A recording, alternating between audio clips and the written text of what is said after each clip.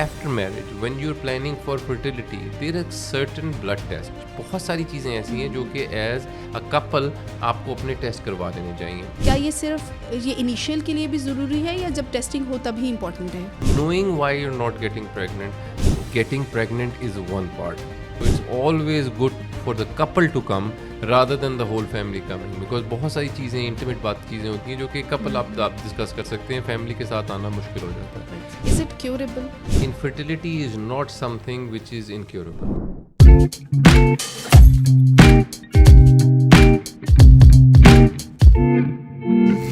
बिस्मिल्लाहिर्रहमानिर्रहीम, अस्सलाम वालेकुम। मेरा नाम डॉक्टर नीबा सैयद है और मैं पेस्ट के प्लेटफॉर्म से जो हमारा एंडोकास्ट का एक सिलसिला शुरू हुआ है उसको आपके साथ लेकर चल रही हूँ. हमारे पिछले सेशन में हमने फ़ीमेल इनफर्टिलिटी पे बात की थी और हमारे साथ प्रोफेसर डॉक्टर अब्बास रज़ा थे.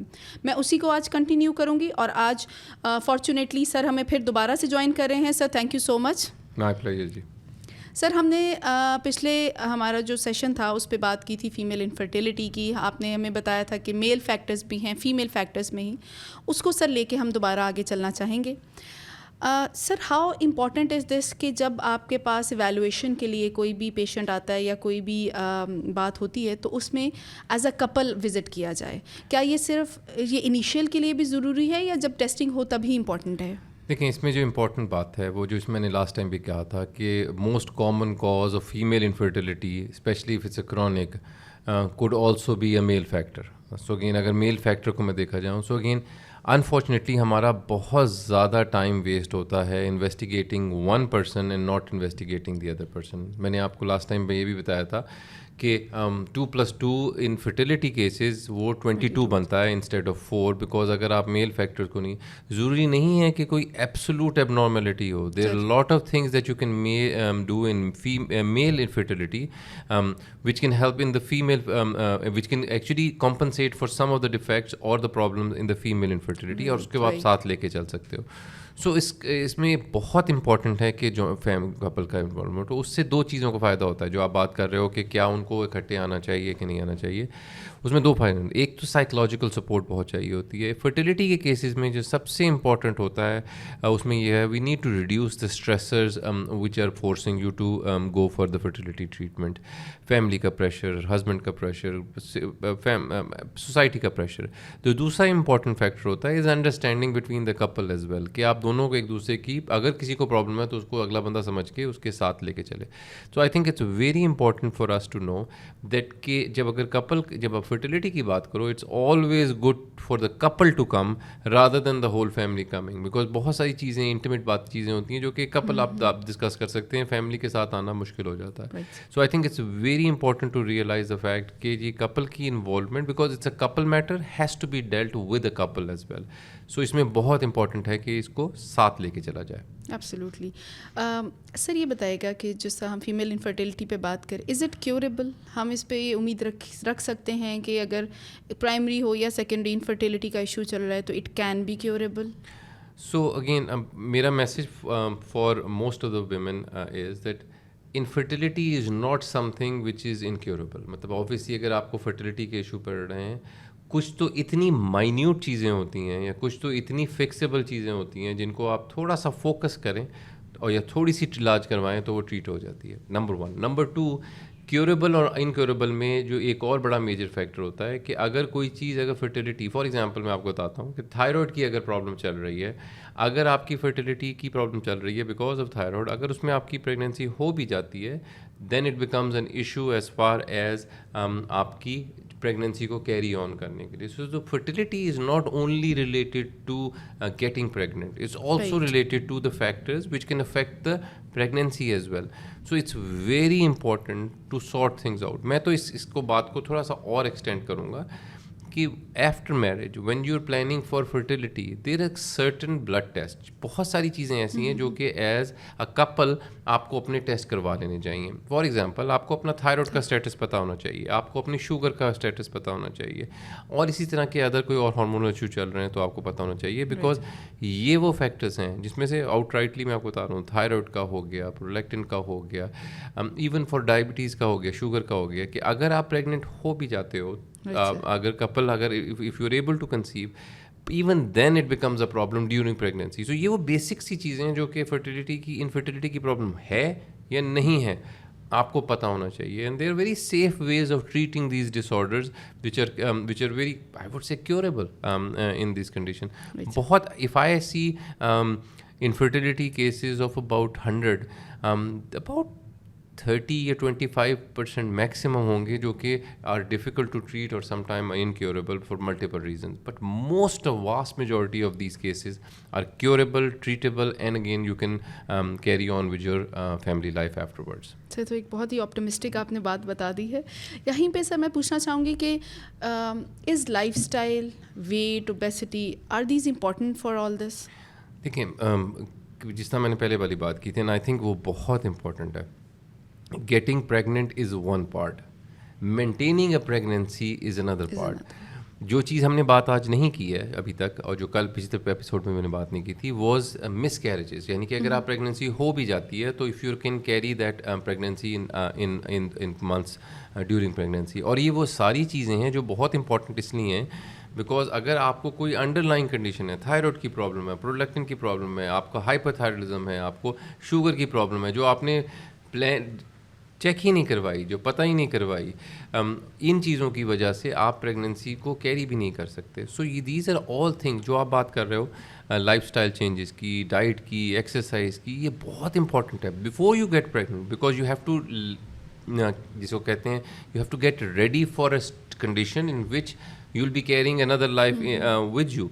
सो दैट्स इंपॉर्टेंट. और दूसरे ज़्यादा इंपॉर्टेंट बात यह है कि ये वो चीज़ों को प्रिवेंट करती है, जिस तरह डायबिटीज़ हो गई, ब्लड प्रेशर हो गया, ये उन चीज़ों को प्रिवेंट करती है जो ना सिर्फ आपने बिफोर प्रेगनेंसी प्लान करके आगे चलना है, एंड अगेन ड्यूरिंग प्रेगनेंसी भी. ये बड़ा गलत कॉन्सेप्ट है कि आप प्रेगनेंसी के दरमियान में कम्प्लीटली एक्सरसाइज नहीं कर सकते. हाँ, there are conditions in which you can not exercise when you pregnant, but rest of the time you can easily exercise, you can easily do light exercises. अगर कोई इशू आता भी है तो उस अरसे के लिए आप बंद करके दोबारा आप स्टार्ट कर सकते हो. सर, आपने साइकोलॉजिकल एस्पेक्ट पे बात की, इस पे मुझे आपका ओपिनियन चाहिए होगा कि how much this thing affect on the psychological health of the female, and do you think that they should get help from a certified psychologist या psychiatrist? I honestly think in our society अगर हमारे सिर्फ इर्द गिर्द के लोग थोड़े से पुल बैक हो जाएं, थोड़े से पीछे हट जाएं, तो हमारी आधी साइकोलॉजिकल प्रॉब्लम वैसे खत्म. Because this is an issue that husband and wife can deal with and then get over with it. But unfortunately ये कहना आसान है, होना मुश्किल है. Lot of the time you could get to see people जो कि बहुत प्रेशर होता है. So I think that's one part of it. Getting a medical help and knowing why you're not getting pregnant is important. Because 90% problem तो आपकी वहीं solve हो जाती है ना. अगर आपको पता चल, अगर किसी जो भी कपल फर्टिलिटी वर्कअप में चल रहा है, अगर वो ये कहता है कि हमारी ये प्रॉब्लम है, इसका हम ये इलाज कर रहे हैं, it becomes much more easier कि आप उसका इलाज करते हैं. वो साइकोलॉजिकली वैसे ही रिलीफ मिल जाती है, अनलेस के फियर ऑफ अननोन कि पता नहीं क्या प्रॉब्लम है, पता नहीं क्या इनक्योरेबल प्रॉब्लम है. जो इनक्योरेबिलिटी का जो एक सेंस है ना, वो that's very depressing. So again, getting the right investigation, getting the right test, getting the right diagnosis is treating half the problem. हाँ, in severe cases, stress in itself can lead to issues related to infertility. So again, that's something that you can look into it, and that's something that you can अगर if you need a professional help, just like एक gynaecologist का एक role है, इसी तरह urologist का role है infertility में, साइकोलॉजिस्ट का भी रोल है, probably in very few cases, but there could be a role for them as well. So thank you so very much. Female fertility एक बहुत ही इंपॉर्टेंट टॉपिक भी है, एंड ऑब्वियसली इसके ऊपर बात करना भी बहुत ज़रूरी है. बिफोर मैं इसको टुवर्ड्स द एंड लेके जाऊँ, I'd like to ask you for a final message हमारे व्यूअर्स के लिए. देखिए, इसमें जो नीबा, I would like to give the audience a message. And obviously audience में सिर्फ डॉक्टर्स ही नहीं हैं, इसमें एंडोक्रिनोलॉजिस्ट भी होंगे, गायनोकोलॉजिस्ट भी होंगे, और सबसे बड़ी बात यह है कि जो लोग अफेक्टेड होंगे इनफर्टिलिटी से वो भी होंगे. सो इसमें इंपॉर्टेंट बात, जो सबसे इम्पॉर्टेंट बात है, as अब सब speciality, if I am an endocrinologist, if I am an gynecologist, if I am a urologist, we have to realize it's a team work. There are few things जो endocrinologist probably बेहतर तरीके से deal कर सकते हैं, and there are definitely few things जो कि gynecologist बेहतर तरीके से. So we need to realize कि हमने कहाँ स्टॉप करना है और कहाँ पे जिसको कहते हैं ना बैटॉन आगे पास करना है ताकि वो बेहतर इलाज कर सके। तो ये तो मेरी अपनी अब स्पेशलिटी के लोगों से रिक्वेस्ट होगी। जहाँ तक जनरल पॉपुलेशन की ताल्लुक है, I think you should also be very careful in selecting and working your self up for infertility. आपको पता होना चाहिए कि सिर्फ इनफर्टिलिटी का वर्कअप कब स्टार्ट करना है, नंबर 1, कितनी ड्यूरेशन से पहले करना है, उससे पहले स्ट्रेस नहीं लेना, नंबर 2, किसके पास जाना है ताकि वो आपको बेस्ट गाइड कर सके, नंबर 3, कब आपका टाइम आएगा जब आप अपने एक स्पेशलिस्ट से पूछें कि जी क्या अब आप ही मेरा इलाज करेंगे या फिर आपने किसी और को मेरे पास रेफ़र करना है जो कि मेरा बेहतर इलाज कर सके। सो ये स्टेप वाइज अप्रोच है। स्ट्रेस को कम करें, कपल की कंपेटिबिलिटी को आप ज़्यादा बढ़ाएं, क्योंकि as a couple if you take care of an issue which is related to you as a couple, I think बहुत इंपॉर्टेंट होगा कि आप उसको डील एक साथ करें और उसको कंबाइन एफर्ट में करेंगे। Unfortunately, male factors are commonly ignored, and I think this is something very important for all of us to know कि मेल फैक्टर्स वो होते हैं जो कि अमूमन इग्नोर होते हैं, अपने अनफॉर्चुनेटली उसको मिसलीड करते हैं और वो डायग्नोसिस को और ट्रीटमेंट को और डिले करते हैं। सो अगेन मेल फैक्टर को ज़रूर एवेलुएट करें whenever you're looking in the causes of infertility. So there is a male factor and a female factor that we need to take care of it. Thank you. So thank you so very much. Female infertility के topic को हम यहाँ पे and करेंगे, although ये बहुत important है, इसके ऊपर बहुत बोला जा सकता है, पर मेरा ख्याल है आज का जो हमारा टॉपिक डिस्कशन थी उससे आप लोगों ने ज़रूर कुछ ना कुछ फ़ायदा हासिल किया होगा। मैं यहाँ पे प्रोफेसर डॉक्टर अब्बास रज़ा को थैंक यू कहूँगी जिन्होंने अपना टाइम निकाला और हमें इतनी इंपॉर्टेंट बातें बताई। Sir thank you so very much. Thank you. खुदा हाफिज़।